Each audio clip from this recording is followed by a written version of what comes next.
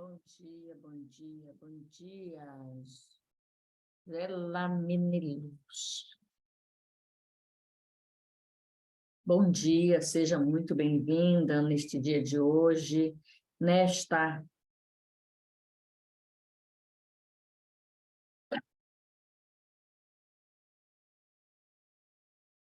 Sejam todos muito bem-vindos. Bom dia, bom dia, bom dia. Bom dia quem está aqui no Facebook. Bom dia quem está no Instagram. Bom dia quem está aqui no Zoom, que vai depois para o YouTube. A gente vai para o canal. Quem não acompanha o canal ainda, se inscreva. Bom dia, Sônia. Seja muito bem-vinda. Neste dia de hoje, nesta manhã de sol, bom dia, Sirênia. Sejam todos muito bem-vindos para esse nosso momento de reflexão, esse nosso momento de aprendizado, esse nosso momento de estar com nós mesmos, estar com a nossa presença divina, estar com o nosso eu superior, com o nosso Cristo pessoal, que traz tanta alegria para o nosso coração. Bom dia, meu amor. Para algumas pessoas é um momento esperado, né, de nós acessarmos aquilo que está esquecido, de nós lembrarmos. A verdade é o momento em que nós lembramos de quem nós realmente somos. Quando nós acessamos essas memórias, quando nós ouvimos essas leituras e acessamos quem nós realmente somos, é isso que é a nossa grande alegria. É isso que nos traz essa força, essa coragem, reacende essa luz dentro de nós, reconecta essa luz dentro de nós, essa plenitude, né? Eu fui buscar aqui, é um momento de plenitude, de nós nos reencontrarmos neste dia, neste horário da manhã, quando nós buscamos estar com nós mesmos, com a nossa presença divina, com o nosso Cristo pessoal, com o nosso eu sou. Então, vamos ancorar e abrir a memória, abrir o espaço com a prece para abrir conhecimento, abrir espaço na nossa memória, para que nós possamos compreender o que vamos ler, o que vamos estudar, o que vamos ouvir, o que desce para nós de consciência nesse momento. Porque tudo são consciências. Pai, mãe, vida, tu és minha vida, meu constante apoio, minha saúde, minha proteção, o pleno atendimento de todas as minhas necessidades e minha mais alta inspiração. Peço que me revele a tua verdadeira realidade. Sei que a tua vontade, que eu seja plenamente iluminado, iluminada, e que eu possa receber melhor a consciência de tua presença em mim e ao redor de mim. Creio e sei que isso é possível. Creio que tu me proteges e me guardas no perfeito amor. Sei que o meu propósito final é te expressar. Quando falo contigo, sei que tu estás perfeitamente receptivo para mim, pois tu és a inteligência amorosa universal que maravilhosamente concebeu este mundo e o tornou visível. Sei que quando te peço para falar comigo, eu envio um raio de luz de consciência para a tua consciência divina, e que, quando eu escutar, tu entrarás em minha consciência humana e virás cada vez mais perto do meu espírito e meu coração, mais e mais receptivos. Eu confio o meu ser e a minha vida aos teus cuidados. Diariamente, eu abro o meu coração e minha mente para a consciência divina superior, para que me ajude a dissolver todos os impulsos egoístas do ego. Diariamente, eu abro minha alma para receber a consciência divina, para me ajudar a construir uma nova era de amor e paz no mundo. No reino dos céus, apenas o amor divino, a consciência divina, a alegria, o bom humor e a beleza da autoexpressão serão sempre sublimemente manifestados. Em cada canto do mundo, a natureza florescerá exuberante e harmoniosamente, fornecendo frutas e alimento para cada pessoa na terra.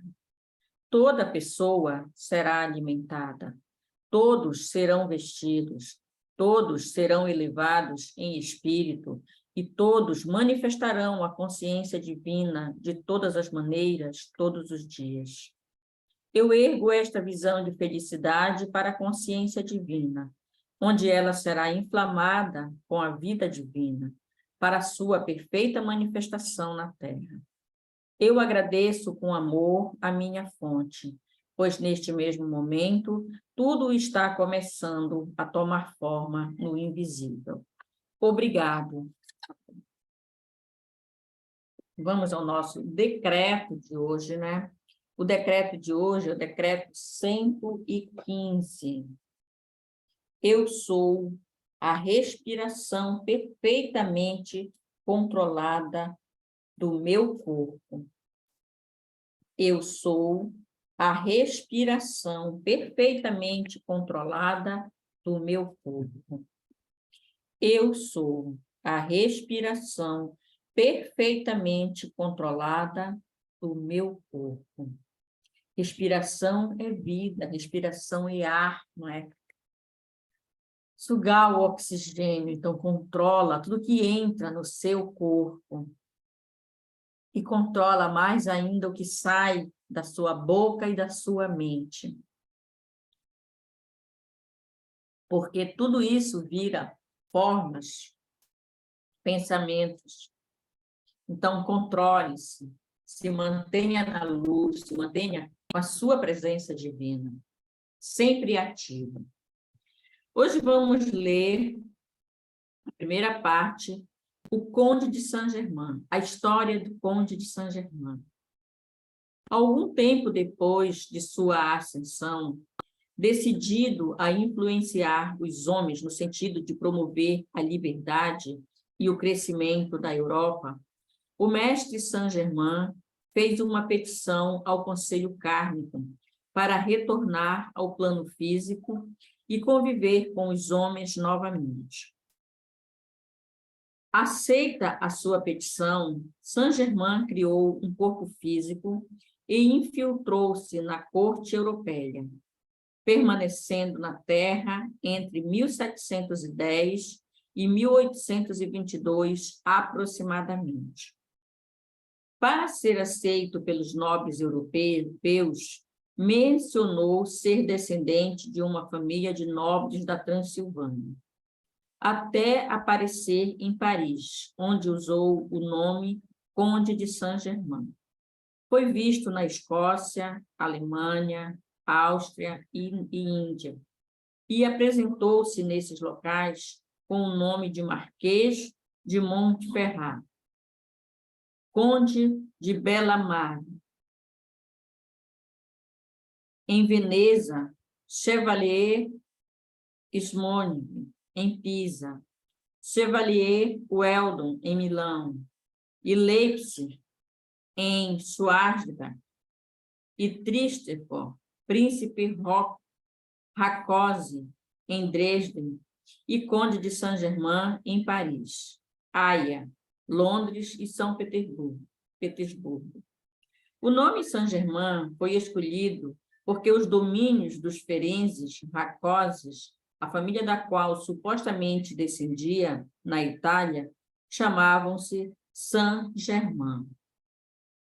Chegou a Paris em 1757 e foi apresentado pelo ministro da Guerra, Marechal e Conde de Beleizes, a Madame Pompadour, e a Luís XV, rei da França, para quem o Conde de Saint-Germain contou toda a sua história. Era o filho do príncipe Franz Leopoldo Rákóczi e da princesa Charlotte Amália de Hessen-Wandfried, vindo do castelo de Rákóczi nos Montes Cárpatos. Para protegê-lo de Carlos VI, o inimigo que destronou seu pai, o príncipe Franz Leopoldo mandou-o ainda menino para Florência, na Itália, aos cuidados do Duque de Médici, noticiando a todos que este havia morrido. Foi então educado e criado pelo Duque de Médici, até atingir a idade adulta. Desde então, viveu em muitos locais até chegar em Paris.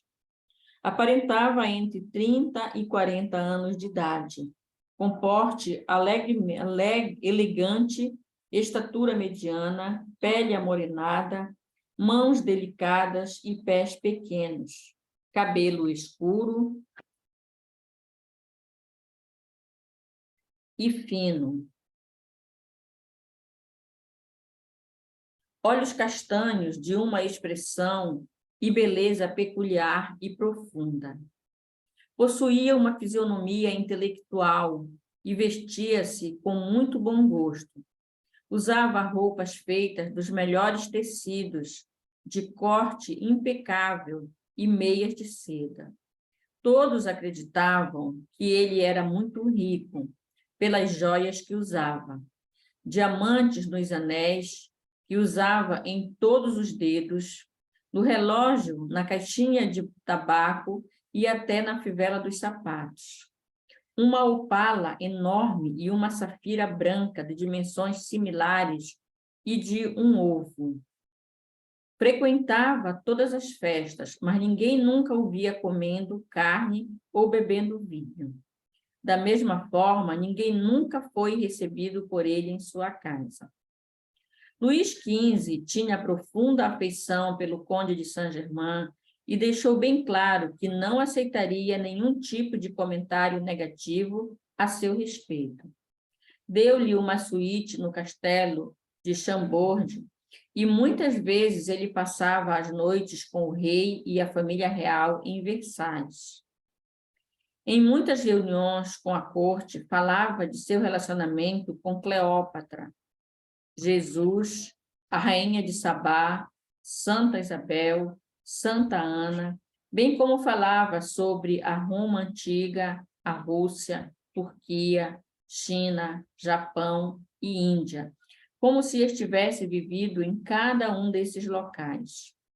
Conta-se que foi montado um laboratório para experiências e que um grupo de homens estudiosos estavam sempre frequentando o castelo e aprendendo com o conde a arte das ciências ocultas, juntamente com o rei Luís XV.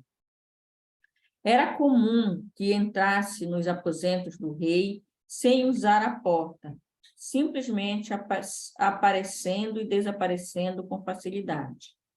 Muitas vezes estava em vários países no mesmo dia, e através da correspondência entre as condessas e marquesas, ficou comprovado que em um turno estava almoçando ou tomando chá com uma delas e em um determinado local, e em outro turno já estava em outro ponto muito distante, em uma época onde ainda não existia trens, navios ou aviões. O conde possuía dons incomuns, tais como realizava pinturas a óleo com uma cor peculiar que dava aos quadros um brilho magnífico. Escrevia simultaneamente com as duas mãos sobre assuntos diferentes, ou mesmo copiava 20 versos de um poema com as duas mãos em folhas diferentes e ambas pareciam cópia uma da outra. Tocava diversos instrumentos e compunha peças musicais. É conhecida uma área de pequena ópera. L. Inconstanza delusa, a pérfida inconstância, composta no estilo rococó. Esta obra começa com as notas totais de Saint-Germain, dó, fá, da quinta oitava do teclado. Fala-se também de uma partitura escrita para a harpa, que foi encadernada em marroquim vermelho e que foi dedicada à Condessa Ostermann. Por volta de 1760, esta partitura teria sido comprada por M. Philippe, que acabou oferecendo-a algum tempo depois ao compositor Tchaikovsky. Na biblioteca do castelo de Raudnitz, da Boêmia, encontra-se um livro de músicas compostas por Saint-Germain. A única obra escrita pelo Conde de Saint-Germain, encontrada até hoje, chama-se La Tres Saintes Tripes, a Santíssima Trinosofia, a qual é considerada importantíssima para os estudiosos das ciências ocultas e da maçonaria. É uma obra de 96 folhas, escritas só de um lado e várias figuras bem desenhadas e em cores brilhantes. Ao longo do texto estão espalhadas também algumas letras, palavras e frases em línguas antigas, bem como símbolos, hieróglifos e códigos criptografados. Sabe-se que o conde criou e pertencia a uma ordem secreta maçônica, e o manuscrito parece ser relacionado aos passos que os discípulos desta ordem deveriam seguir. Seu conteúdo é bastante simbólico e, sem dúvida, não é para principiantes. Parece que seu significado deve ser interpretado segundo 3 chaves: a alquimia, o cabalismo essênio e o hermetismo alexandrino, dos egípcios. Um maçom conhecido como Conde Alessandro Cagliostro levou consigo uma cópia deste livro em sua viagem para Roma, quando foi aprisionado em um castelo devido à Inquisição. O manuscrito foi levado, caindo mais tarde nas mãos de um general de Napoleão. Depois disso, a obra foi comprada pela Biblioteca de Troyes, onde está atualmente. O Conde de Saint-Germain também tinha uma excelente memória e era capaz de registrar textos inteiros após um breve olhar. Falava diversas línguas, como alemão, francês, português, inglês, espanhol, italiano, latim, árabe, chinês, hebraico, caldeu, sírio, sânscrito e muitos dialetos orientais, além de ler a escrita cuneiforme e os hieróglifos gregos com total perfeição. Além disso, era clarividente, clareaudiente e viajava etérica e astralmente. Às vezes ficava sem ser visto por 3 dias e entrava em transe profundo. De acordo com o historiador vienense Franz Graf, durante uma conversa com ele e com o barão Linden, o conde ficou sério e rígido e seus olhos ficaram sem brilho. Logo em seguida, reanimou-se e ergueu-se, dizendo em alemão: "Estou saindo. Me verão uma vez mais amanhã. Precisam de mim em Constantinopla e logo depois na Inglaterra para reparar os eventos que serão muito importantes no próximo século. Trens e navios a vapor. No final deste século, eu devo desaparecer da Europa e me transportar para a região dos Himalaias. Em 85 anos exatos, as pessoas me terão de novo diante de seus olhos. Adeus, eu os amo."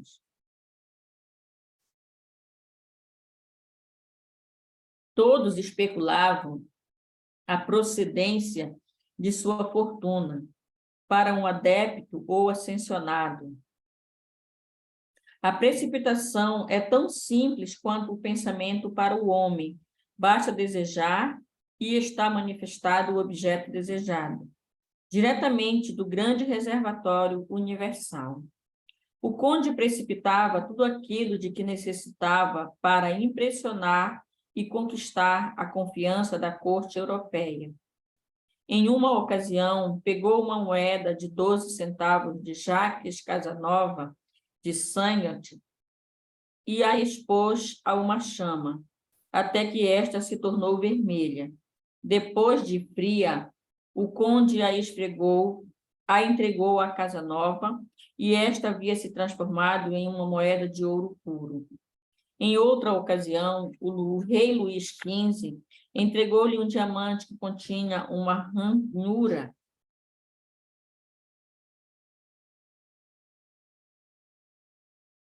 diminuía muito seu valor comercial, pedindo ao conde que eliminasse tal ranhura.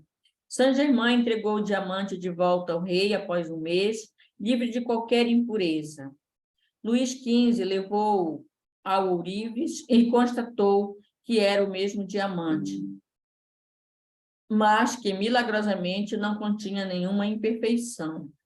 Em 1766, Graf Karl Cobens relata que viu o conde transmutar ferro em um metal tão belo como o ouro. Viu também o tingimento de sedas e de lãs com uma qualidade superior à existente na época.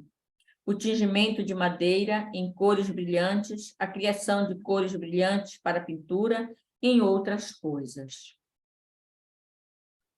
Outra maravilha do conde era a perfeita conservação de sua aparência física, pois permaneceu por mais de 50 anos convivendo com a corte europeia sem envelhecer um dia sequer. Madame de Pompadour conta que uma amiga conversou com ele quando tinha 25 anos em uma festa em Veneza e depois voltou a encontrá-lo 50 anos mais tarde em outra recepção e que o conde estava exatamente igual. Enquanto ele tinha 75 anos, impressionada, achou que era filho do conde e ficou surpresa ao saber que era o próprio. Quando este lhe revelou o que havia conversado naquela noite, 50 anos antes. Por isso, era também atribuído ao conde o conhecimento da fórmula ou elixir da juventude, além da fama de alquimista que ele já possuía. O conde de Saint-Germain ofereceu a Madame von George um elixir que a manteve por 25 anos com a mesma aparência. É importante não confundir o conde de Saint-Germain com a família francesa de Saint-Germain, da qual descendia o conde Robert de Saint-Germain. Este último ingressou no serviço militar francês e virou ministro da guerra no reinado de Luís XVI. Muitas vezes ele foi confundido com Saint-Germain em função do nome, e ao conde foram atribuídos alguns feitos negativos que não foram seus, mas sim do conde Robert. O conde de Saint-Germain conheceu e conviveu com muitas pessoas ilustres, mantendo com estes um relacionamento de amizade e excedendo uma influência importante sobre estes homens.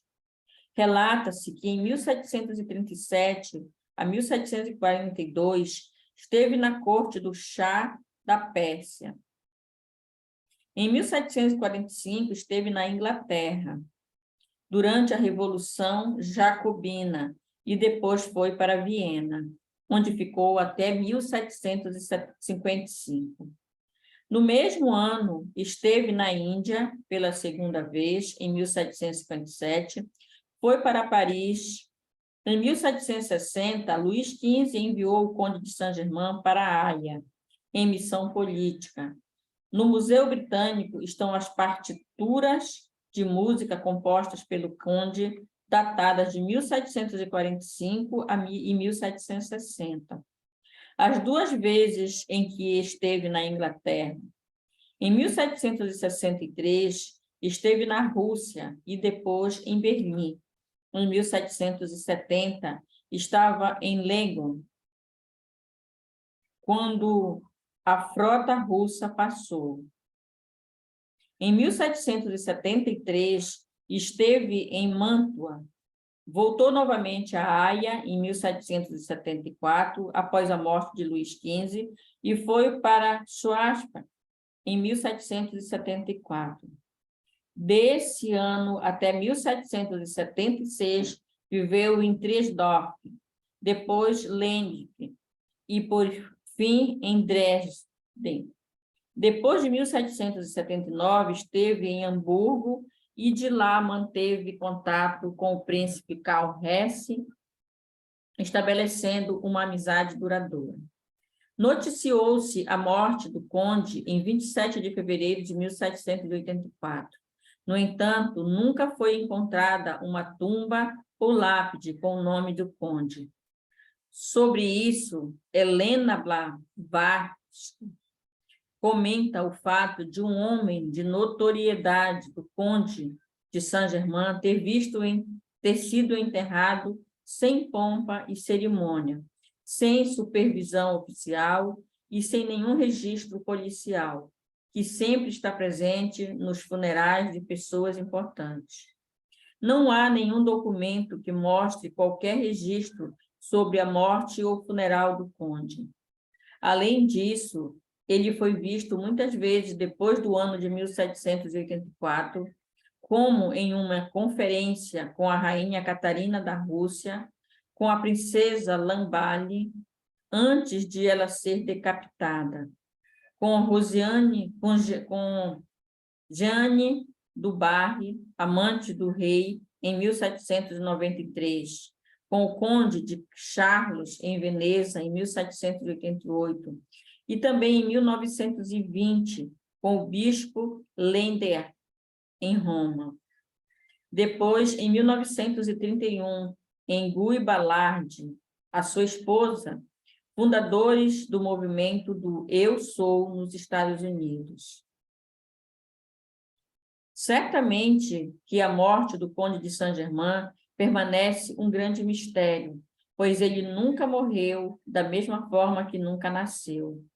Quando um ascensionado decide retirar-se do cenário físico, pode simplesmente dissolver seu corpo físico, manifestando-se no corpo de luz, que é seu verdadeiro corpo, retornando ao plano dos ascensionados. Sem compreender claramente essa situação, os membros da corte referiam-se ao conde como o homem que nunca morre. O objetivo de Saint-Germain era tentar convencer os reis e pessoas influentes da época a mudarem a forma de governo de uma monarquia absolutista para uma nova forma de dirigir a nação e o povo. Sua meta era construir uma Europa unificada.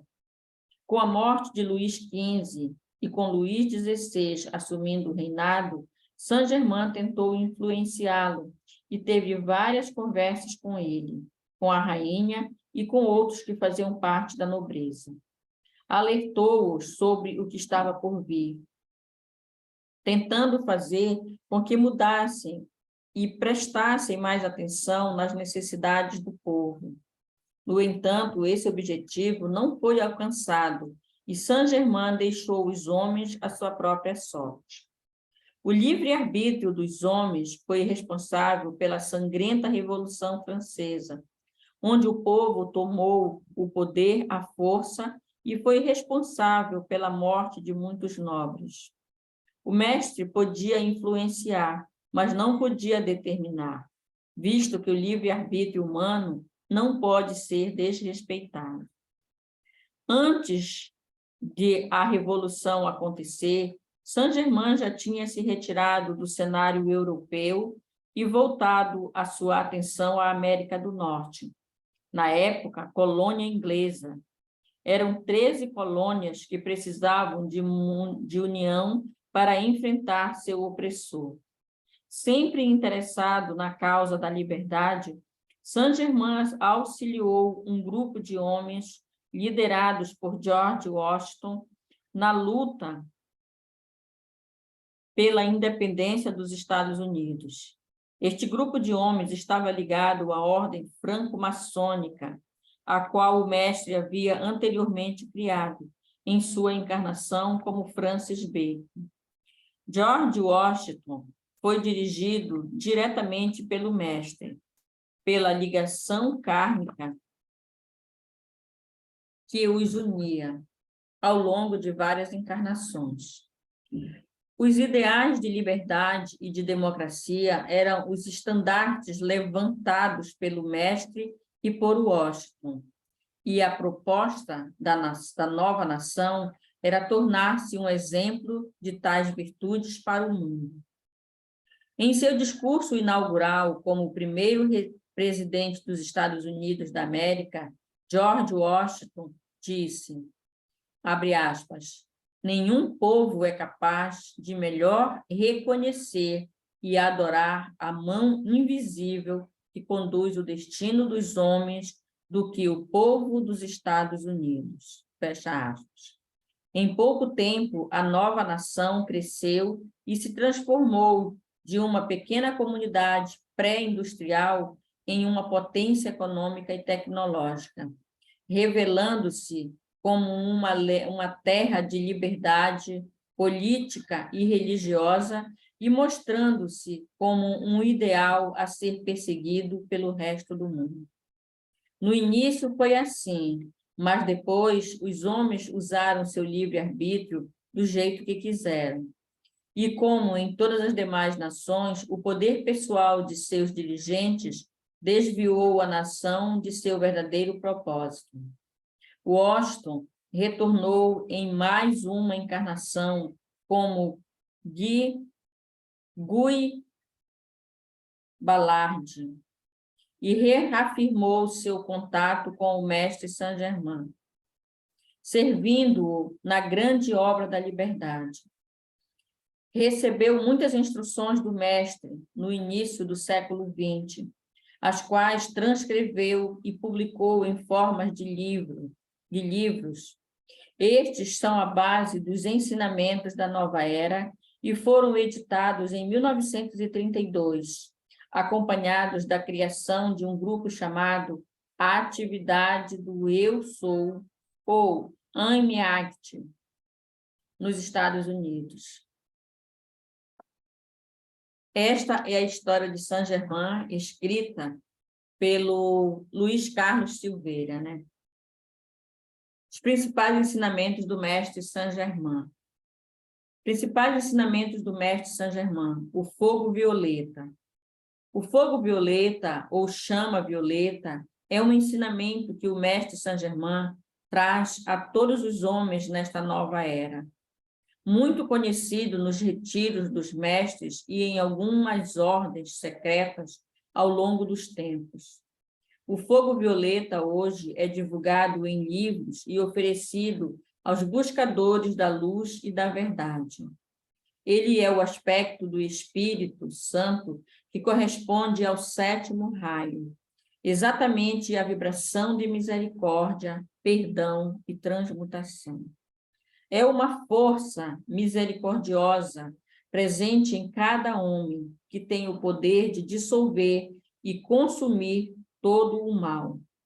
A dissonância, impureza, imperfeição, limitação, enfim, tudo que está em desarmonia e resistir toda essa energia à perfeição original. É uma força de amor, graça, compaixão e misericórdia divina que pode ser utilizada em todos os momentos para restabelecer a harmonia, evitando a formação de novos karmas e consumindo os já existentes. Este atributo do fogo sagrado é, na verdade, um bálsamo universal que o homem pode usar para promover a cura integral de todo o seu ser, permitindo-lhe libertar-se de qualquer condição humana. Essa chama faz com que os elétrons do corpo, dos corpos inferiores do homem, entrem em sintonia com os da presença divina. É importante entender que entre os elétrons existe um espaço que nos corpos dos homens está preenchido por toda a dissonância que ele causou, através de sua energia pessoal. Essa dissonância provoca um retardamento do movimento dos elétrons e a vibração dos corpos torna-se baixa, pois os elétrons giram de forma mais lenta. É como se eles precisassem saltar obstáculos para fazerem seu movimento normal ao redor do núcleo dos átomos. Quando invocada pelo homem, a chama violeta envolve todos os seus átomos e se estabelece uma polaridade entre o núcleo do átomo, polaridade negativa, e o núcleo do fogo branco da chama, polaridade positiva. A dupla ação do fogo violeta no centro do átomo e externamente a ele cria um campo magnético que expulsa a substância impura no espaço entre os elétrons.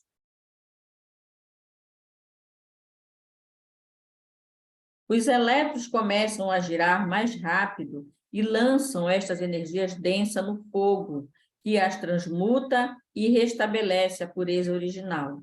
Por isso, o fogo violeta é, ao mesmo tempo, acelerador e transmutador. Bom dia, Leila. Bom dia, Socorro. Sejam todas muito bem-vindas. A chama violeta sublima e transmuta completamente toda a imperfeição e pureza. Retira a energia densa impregnada nos elétrons, permitindo que eles retornem ao coração de Deus, puros e perfeitos, para serem novamente utilizados. Portanto, toda a energia humana que é dissolvida, consumida e transmutada pelo fogo violeta retorna ao corpo causal do próprio ser. E ele dispõe dessa reserva purificada para empregar naquilo que deseja. Através do uso da chama violeta, o homem pode se libertar de todo o passado, desta e de outras vidas. A necessidade do perdão é fundamental nos tempos atuais, pois todo homem que não perdoa ou não reconhece seus erros e não pede perdão, continua preso ao passado. O apelo à lei do perdão é importante, pois, ao expressar esse desejo profundo, a presença divina em cada homem libera esse fogo misericordioso em seus corpos e o liberta de todas as limitações autocriadas.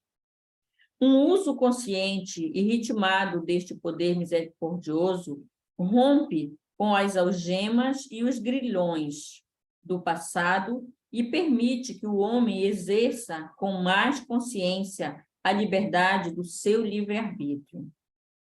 Ao invocar o perdão sobre alguma questão, o homem deve pedir sabedoria e força para não repetir os mesmos erros. Quando faz uso do perdão e da misericórdia de Deus todos os dias, o homem vai dissolvendo aos poucos todos os registros imperfeitos que gerou ao longo das encarnações. É como se ele estivesse vestido com muitas roupas pesadas e escuras. E à medida que usa a chama violeta, essencialmente o perdão e a misericórdia, vai retirando essas roupas pesadas e ficando cada vez mais leve, límpido e puro.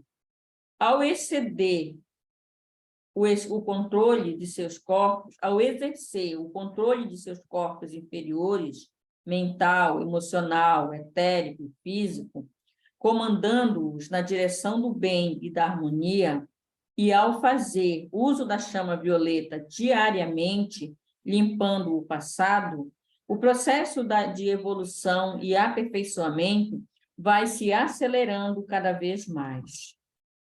Quando cada homem consegue manifestar o sincero perdão, a ordem retorna ao seu mundo e tudo é restabelecido na mais pura harmonia. O homem retira de seus corpos sutis toda a sombra do passado, libertando-se de qualquer ressentimento e devolve a estes corpos a pureza, a serenidade e a harmonia.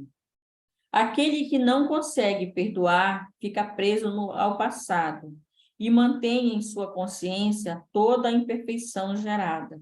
Sem se dar conta, nutre esse sentimento e mantém sua vibração sempre prisioneira na mágoa, ressentimento, raiva ou orgulho. Se cada um compreendesse que tudo o que aconteceu foi ele próprio quem atraiu, ou por pensamentos e sentimentos negativos, ou ainda pelos erros do passado, aceitaria melhor os fatos e não se colocaria como vítima na situação. Assim, seria mais fácil sentir o perdão, pois compreenderia que os erros de outrora podem ter sido reparados agora, tendo vivenciado experiências amargas e aproveitando-as para se libertar para sempre. Caso contrário, a roda do karma continua girando infinitamente. Pelo menos uma das duas pessoas envolvidas precisa romper com esse processo de vítima-vilão. O perdão deve sempre ser exercitado em 3 vias. Pedir perdão a quem se possa ter ofendido ou magoado, sejam homens ou seres elementais.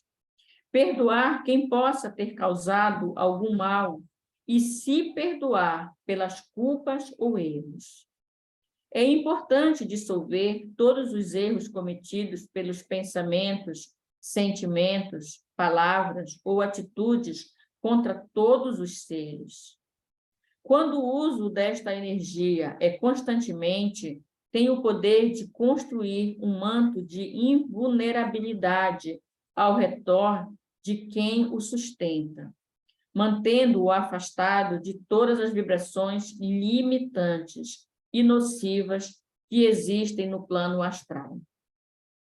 Nesta era do raio violeta, é importante trabalhar com esta energia de forma rítmica, ou seja, com disciplina e constância, para que todo o mal seja consumido. O mestre Saint-Germain ensina que o uso constante e diário desta força misericordiosa rompe todos os laços antigos e transmuta as situações kármicas limitantes e negativas. Ao trabalhar com a chama violeta sob a forma de apelos, decretos, visualizações ou irradiações, as pessoas podem vê-la, senti-la e imaginá-la, ou imaginá-la, mesmo que nada seja visto ou sentido.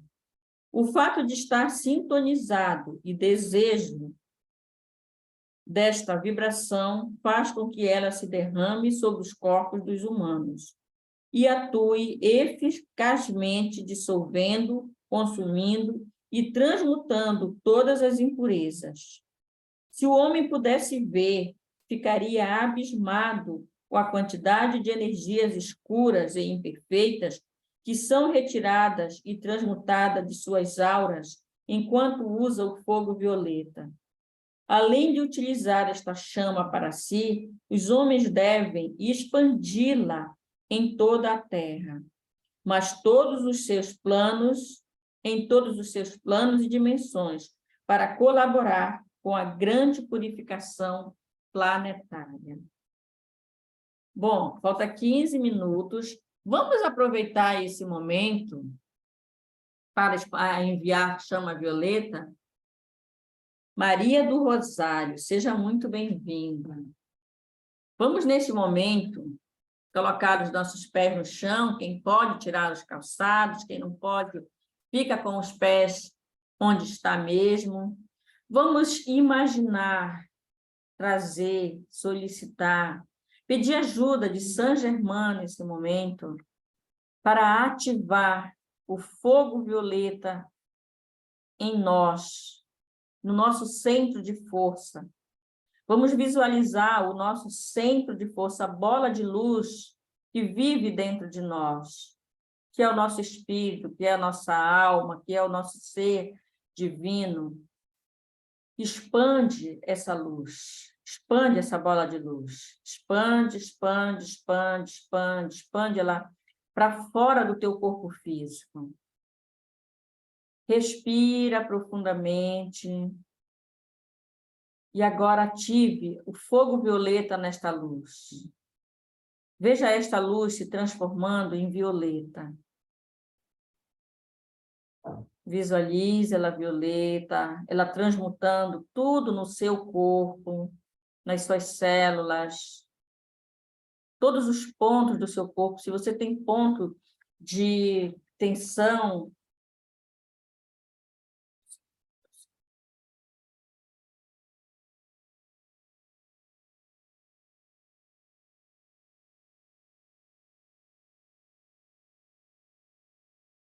foca nesse ponto de tensão, foca, aumenta a luz violeta nesse ponto de tensão.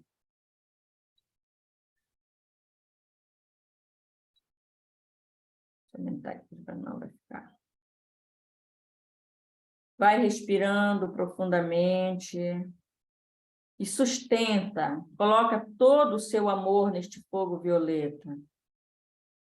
Pede a ele para transmutar todas as tuas células, transmutar todos os pensamentos e sentimentos inferiores que você emanou. Uma palavra que você fala para alguém de baixa vibração, um sentimento de baixa vibração que você emana, um desejo que você emana para alguém. Vamos transmutar tudo isso com fogo violeta. Algumas vezes nós dizemos assim, fulano não vai conseguir aquilo, isso é um desejo de baixa vibração. Vamos emanar amor para todos esses sentimentos, emanar amor para os irmãos que estão em dor e sofrimento, que não compreendem o que nós já acessamos, já compreendemos, já sabemos que podemos transmutar. Vamos emanar essa chama violeta para dentro das nossas casas, para dentro do nosso trabalho, para esta sala aqui virtual que nós estamos.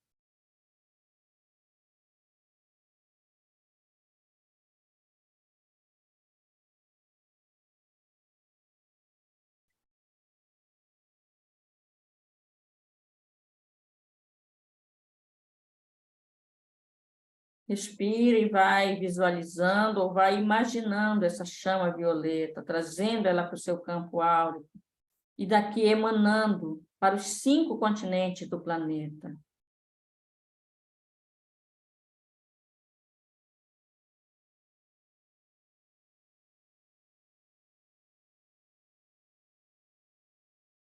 Fazendo com essa luz violeta mantos de luz, mantos de fogo violeta,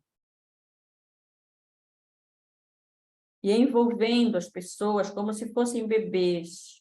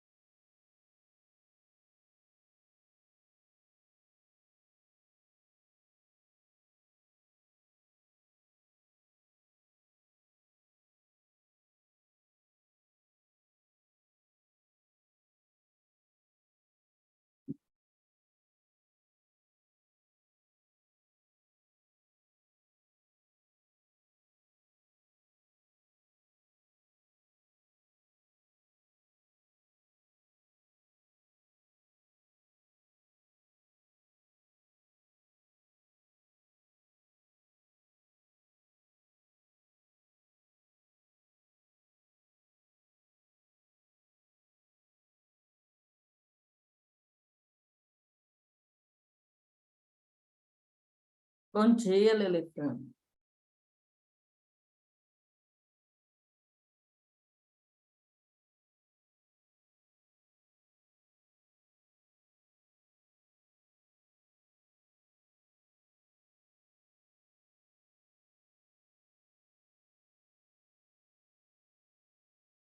Emana esse fogo violeta, visualize esse fogo violeta, em todo o seu campo áurico, que pode ter até 10 metros longe do teu corpo.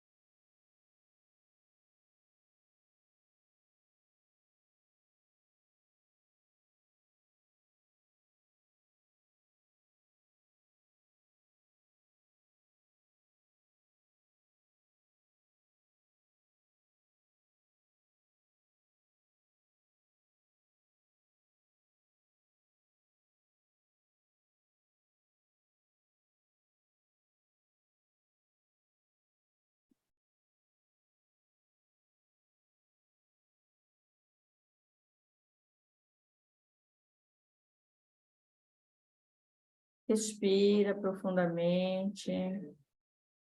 Vamos vibrando gratidão por esse momento. Gratidão por poder emanar, por trazer para o nosso campo, para o nosso corpo, esta luz violeta, esta chama violeta, transmutar tudo que é menor que a perfeição divina à nossa volta, aquilo que nós falamos, aquilo que nós emanamos, aquilo que nós não conhecemos, porque foi no passado, foi a nossa alma quem fez, e nós não vemos neste momento essa situação, não sabemos, não temos a consciência nesta encarnação do que fizemos. Mas quando nós utilizamos a chama violeta, nós transmutamos tudo isso no passado, no presente e no futuro, porque o futuro se está o aqui e o agora. Então, se nós estamos transmutando nesse momento, tudo está se libertando nesse momento. Gratidão por vocês estarem aqui, gratidão por ficar comigo até aqui, até o momento presente, gratidão por se conectar com essa frequência, com essa energia. Gratidão por essas redes sociais que nos aproximam, que nos traz junto de nós. Gratidão, gratidão, gratidão. Namastê.